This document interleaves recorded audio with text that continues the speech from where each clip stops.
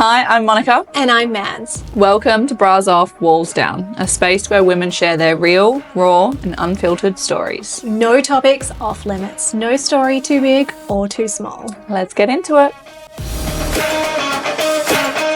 All right, welcome back to the podcast. Welcome. And we are very excited to have another guest on today. We have the lovely Dana with us. Hello. How are you this morning? Wow, it's a nice, did we talk about times? Easter Sunday? Yeah, Easter yeah. Sunday? Easter weekend? Yeah, nice long weekend. Yeah. Yeah. You Have a can't quiet, not relaxing be one. happy on a long weekend. Right, unless you have to work. But, Yeah. Yeah, I've worked for 2 days now.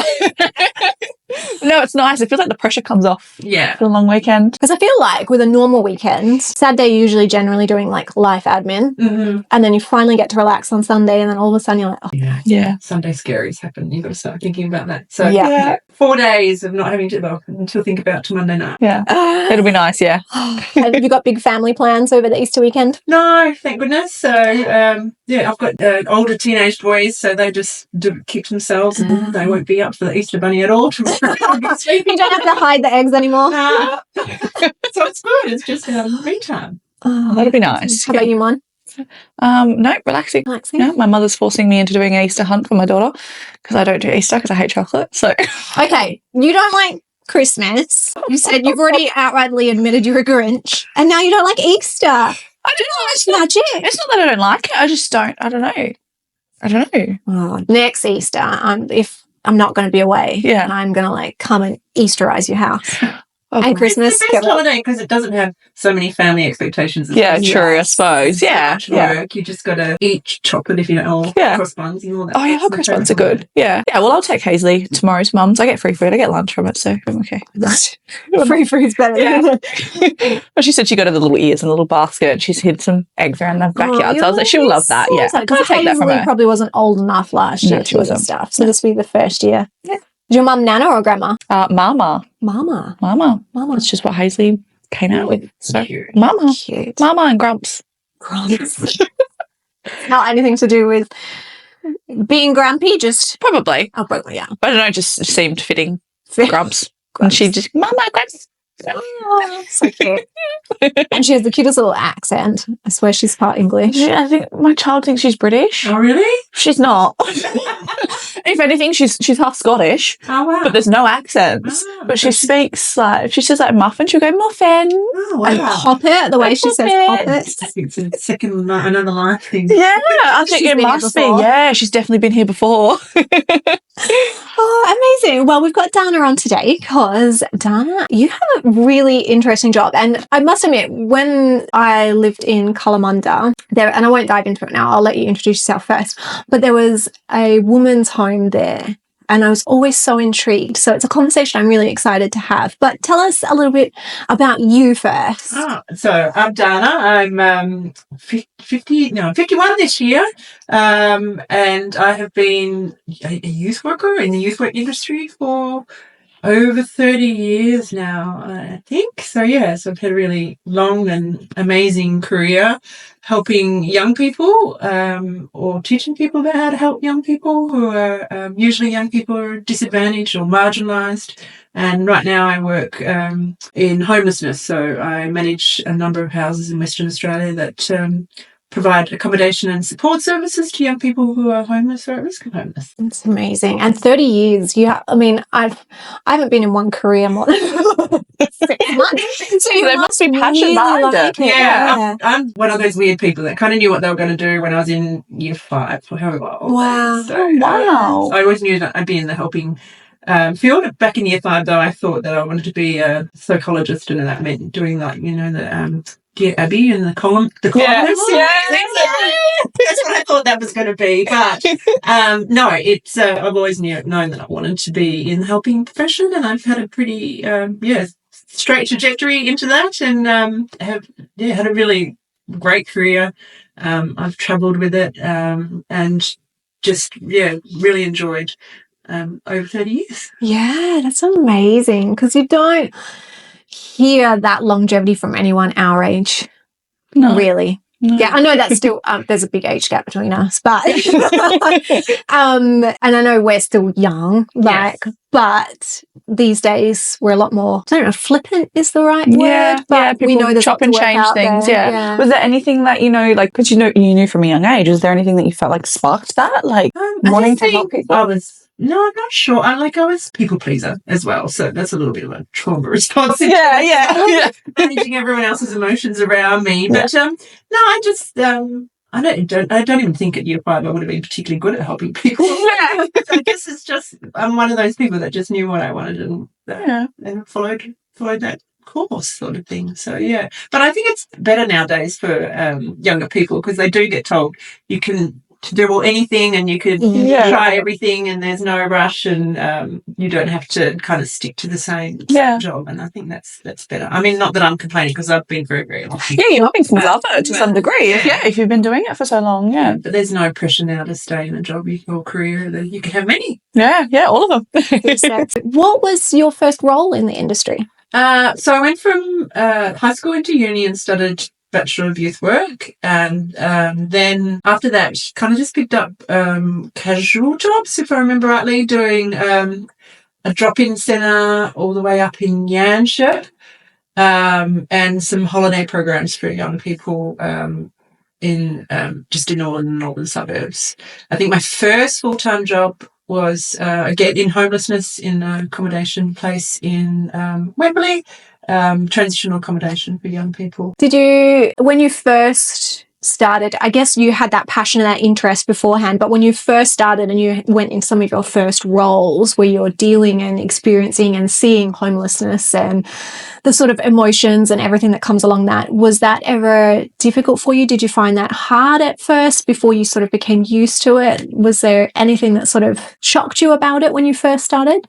Yeah, I guess it is. It's really hard, and particularly because I was young myself, because I went straight from school to uni. I was 17 when I was doing my first pracs and placements and those sorts of stuff, and maybe about 20-ish or 21 when I actually started working, so I was also very close in age. So yeah, it was a little bit shocking because I didn't have too much of a protected growing up, but certainly situations I heard from the young people that they were all going through, it was shocking. And I also learned early on also not to talk about it to other people as well. I mean, because we're confidential all the time, but if you wanted to offload confidentially to someone, people who weren't in the industry or trained perhaps would be more affected than I was. So partner or at the time your parents and all something like that, you just had to keep it kind of at work because a lot of people aren't able to carry some of the stories. So. Do they have resources for that, like for you in the industry? People for you to talk to and like kind of unload? Yeah, well, I mean, I've been in it so long now that I'm desensitized, but it's really important for someone like me in a management role and has been in 30 years to know that my resilience is way higher than someone who's new, and we still need to support new people into the role. But there's we offer, hopefully, I know the place that I work for now, we have a supervision for a practice lead who actually you can talk to and talk about the young people and what's happening for you and those sorts of things, as well as me. They can talk to me. Back then we didn't have that in place, so you kind of just rough and ready and went through it. There's always EAP for most organisations. I'm not sure 30 years ago that was around. You just build a tough skin and and I think young people, being young myself, I was a little bit more tougher and didn't really think about it or reflect on it too much. But that was me. Sometimes some people find it tough. I remember someone, at uni went and did their first placement and never decided that wasn't for them. It's too much for some people. Yeah, it's not for everyone. Yeah, I imagine being exposed to probably things that you probably like an average person wouldn't hear about unless it sort of pops up on the news. That's it. Yeah, it would be quite eye-opening. Yeah. And it becomes your everyday, so you don't really notice it. But I do notice it in things like some people are into crime dramas or those sorts of books and things that go into people's nitty-gritty of awful lives, and I'm like, that's my everyday life. I don't need to do that in my people are so curious. They want to know that sort of stuff. You live the reality and see it. I don't need to do it when I'm not at work. That's probably something, a resilience skill. Pick it up when you're not at work. Yeah. And have there been any situations or people you've met over your life that are the ones that are hard to forget, you find yourself thinking about again? All the time. I was just, sometimes I might get a flitter of an adult now who I'm like, oh, I wonder if that was that young person that has impacted on me. It was from my first job in homelessness as well. You always wonder where that young person is, and it's very rare to actually see them again because I think, number one, they're young. Number two, they're going through a really rough time. So as they move and grow and develop and hopefully move out of the tricky times that they're in, they don't want to kind of acknowledge or address. They want to forget about that. So they don't want to go back to that part of their life. It's not even appropriate for you to approach someone in the street and say, hey, do you remember me? Yeah. I was a youth worker back then. They don't want to remember that. I didn't even think about that really. For them, they're probably, unless you've got some people that are, I guess you've probably got that polarity where you got people that are just like, that was part of my life and moved on. And then you got some people that use it as a story and a learning lesson for others and are quite happy to talk about it. But how do you know which? And so that's up to them to approach me. So I remember one young man, he because I went on to teach in youth work and community services, and he came up and he saw me and he's like, oh, and he told me he was doing nursing and all that sort of stuff, and he had been through a really rough time back then, so that was really lovely, but it's very rare. Yeah, very rare. We really rarely see them again. Yeah, must be nice, those moments, especially if they're doing well. Yeah, absolutely. Yeah. And do you find, or in your own opinion or experience, that there are certain commonalities in why youth and teenagers do end up in this situation? There's none. And that's I guess that was a big learning for me, and also for other people. If I talk to them, they always think they're coming from poorer areas, or there's alcohol and other drugs involved, or all sorts of things. But the young people come from a variety of socioeconomic backgrounds, from all different situations. I have rarely, in terms of homelessness, I've never met a young person who's ever chosen to be homeless. And that's what a lot of people think. They're just unruly young people who don't want to listen to their parents' rules. It's normally it's highly likely to be the parents who have either started a new relationship, and the new person in their lives is not great with the young person or is hurting the young person. Yeah, it's really often more about the poor parenting versus what a young person's doing. Yeah, wow. And with these, especially the company that you work for now, with these facilities that you have for these teenagers that need help, how does it work for them? Are they in there until they are old enough to get a job and get back up on their feet? Do you try and find them other homes to go to? What sort of is the journey for them? Yeah, so our main focus is moving them towards independence. So when they come and stay with us, they can stay for up to a year, but given the current housing situation, that's not necessarily something that they can achieve, because there is just no exit points at the moment. It's a real bottleneck. So it really is about helping them to then transition, and that's our biggest focus on, is to where they can transition to and move further into independence. In saying that, though, depending where the young person's at, it will take a long time for them to actually feel safe, work on, it's not until someone feels safe and secure they can actually work on those higher goals of independence, and we spend a lot of time in that more murky area of helping them to feel safe and secure. Yeah.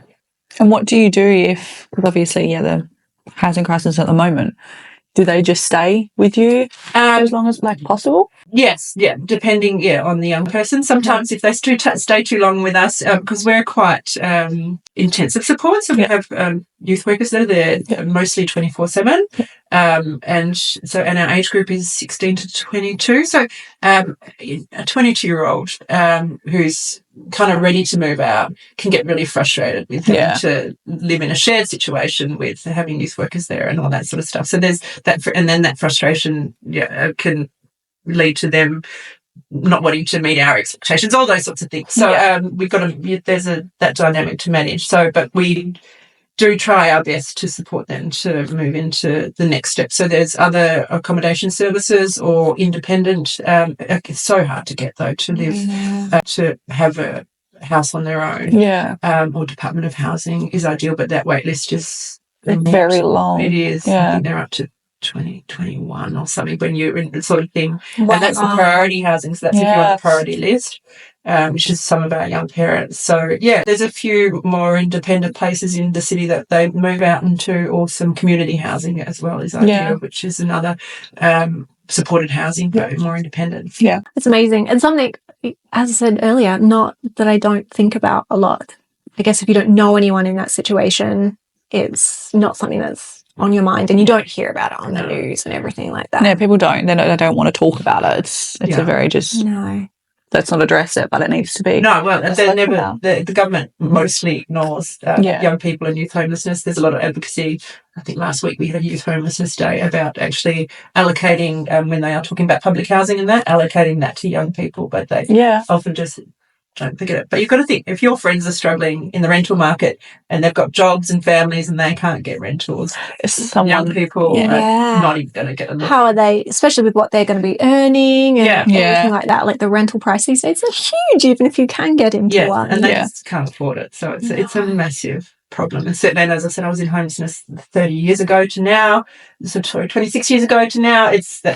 It's really changed, and it's really, really hard for the young people now. I bet. How do they get to the point where they're coming to you? I was just about to ask the Yeah. question. How would they get to that point? So mostly referrals from other support agencies. So they might from school. So schools recognising there's stuff going at home, or this young person's not doing well, or is couch surfing. And that's another, measuring homelessness for young people is difficult because they often are couch surfing, jumping from house to house, friend to friend, to keep warm and a roof over their head. Other support, mental health organisations, so there's the step for us is crisis accommodation. There's a few crisis accommodation places in Perth where a young person comes directly off the street or out of conflict at home into a crisis, and then they will come through us to us through there, because we're not crisis, so there is an assessment process, and it's a bit longer that you don't move in directly before that. So, and is there a big wait list? We don't keep wait lists. It's not fair because we can accommodate a young person up to a year. So it's just not fair. We do have a service for young parents and their babies, so that is waitlisted. But most of the others we don't waitlist, and most of the services won't waitlist. It's fair. Sometimes if you're a street present young person and you need a roof, you'll be unfortunately calling entry point, which is the 1.4 beds, where you find out if there's any beds available that night every day to be able to get into there. Wow. That must be so stressful. Yes. On both ends, to imagine being the people that pick up the phone and be like, I'm so sorry.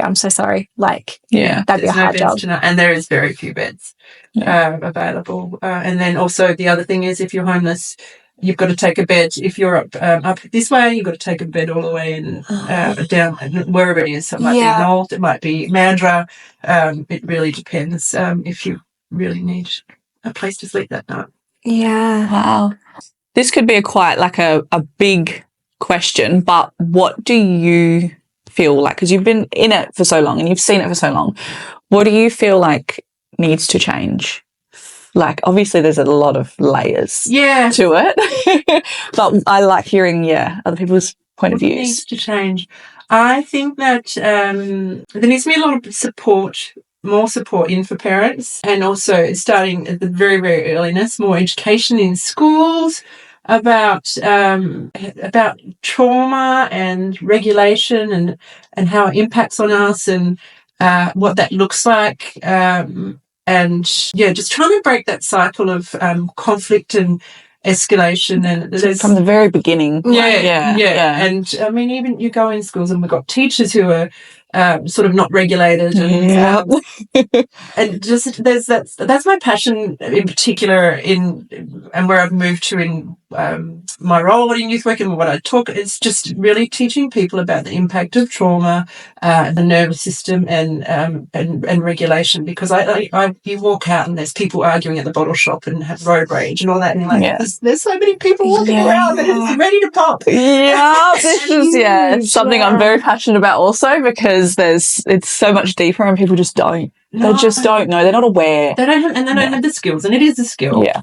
And I think that then if we've got parents that are more aware of the impact of their behaviour on their babies and children growing up, then and more support as well. And so that's kind of looking at the individual way in which we can change things, but also the systems in place. If we could look at more of a universal income for people, and so, why does the independent young person who isn't living with at home get paid less than the independent adult when they've got the same sort of bills and needs to meet? The way That's true. like young apprentices and stuff like that. If they're living on their own and they're not supported by their parents, why do they need to earn more? They've still got the same bills. And it's a real struggle. There's all sorts of systems that are set up for the young people at a disadvantage and people who are struggling at a disadvantage, so it's a much broader level. So and most of the time with the systems and the government, if you are on your own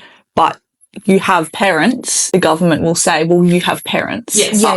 It's not safe to go back to those parents sometimes. So you do get stuck being like, well, yes, I have parents, but there's a reason I'm on my own. Yeah. And it's really, if you don't start off with the privilege that like some of us have, it makes it much harder for a young person to get ahead in life, and particularly where the more and more young people we have disabilities and neurodiversity and the inability to access the health system in terms of diagnosis and support is impossible.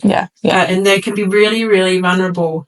And we're often thinking about once this young person leaves from us and they, because of their disability or neurodiversity, and they haven't got the skills to have boundaries or look after themselves, what's going to happen for them for the rest of their life? And there's because they've never had parents to support them who can support them to get diagnosis or support or an NDIS. Once they hit with that, once they reach us, it's really hard for us to support them to get that as well. So, and costly. It is very. That's a big issue at the moment as well. Yeah. So for like your work at the moment, do they do a lot of like fundraising? Are you supported by the government? So it depends on the organisation that you work for, but so there is government funding for some, but there is also some donors and sponsors and those sorts of things that would support some organisations. But most organisations are government funded. Yeah.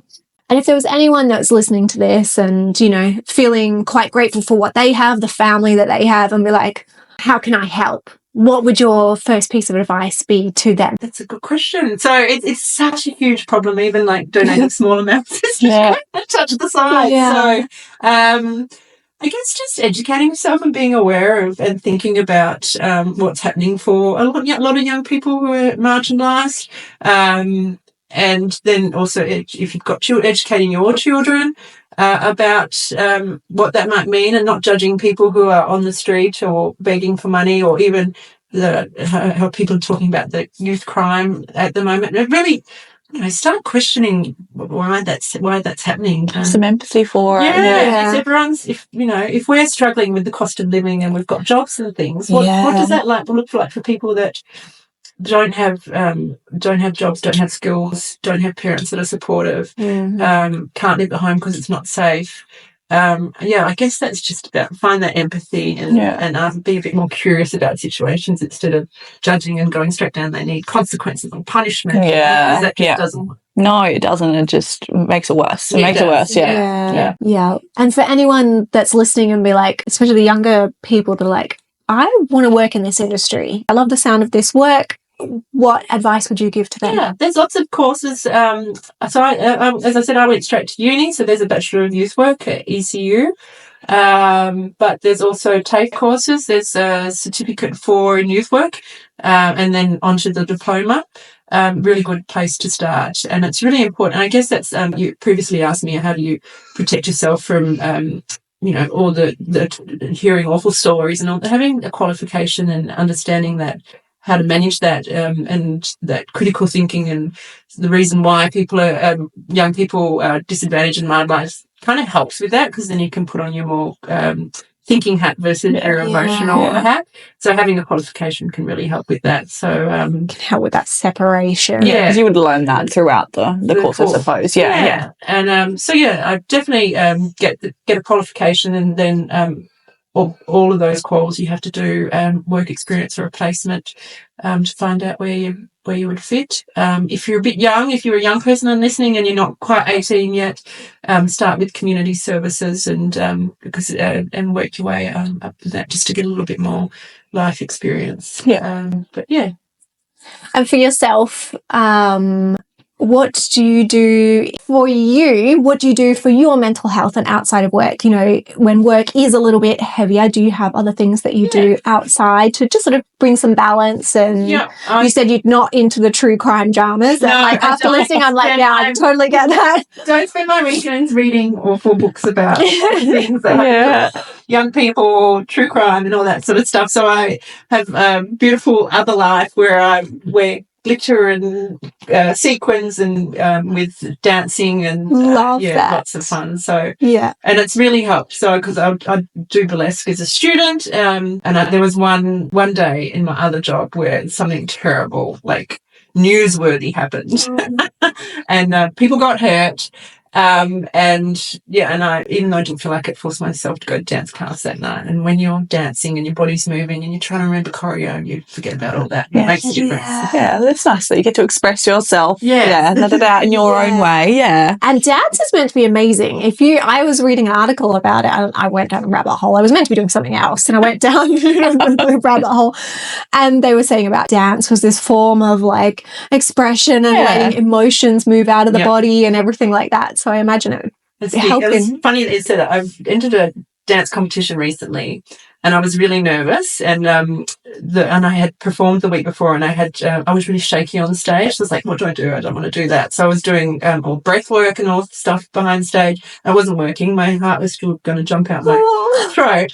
So I just for me. So I started dancing to their song and all of a sudden I just chilled. It was really good. Oh, wow. I really felt a lot more confident. So I think I found my solution for nerves. Yeah. Before I love that. Yeah.